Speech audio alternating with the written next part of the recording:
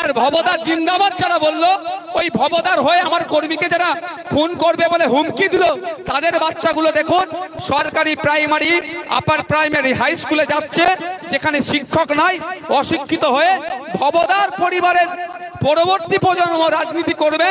এখন থেকে ভবদারা আপনাদের ছেলেগুলোকে লাঠিয়াল হিসাবে তৈরি করছে। খারাপ লাগছে নাকি ভাই?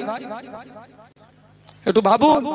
যে তৃণমূলের বন্ধুরা ভবদা জিন্দাবাদ, সায়নী দিদি জিন্দাবাদ করছেন, তাদের উদ্দেশ্যে বলি, সায়নী দিদির বাড়ির ছেলে মেয়েরা কোথায় পড়ছে একটু চোখ কান খুলে দেখুন। তাদের বাড়ির, তাদের টাকা পয়সা আছে, তাদের ছেলে মেয়েদেরকে সব বেসরকারি নামি দামি স্কুলে পড়াচ্ছে। আর যিনি বলছেন দাদা জিন্দাবাদ, দিদি জিন্দাবাদ, তার বাড়ির টাকা পয়সা নাই, সেও দিন আনে দিন খায়, তাদের ছেলেরা কোথায় পড়ছে? সরকারি স্কুলে যাচ্ছে। এখানে যারা উপস্থিত আছেন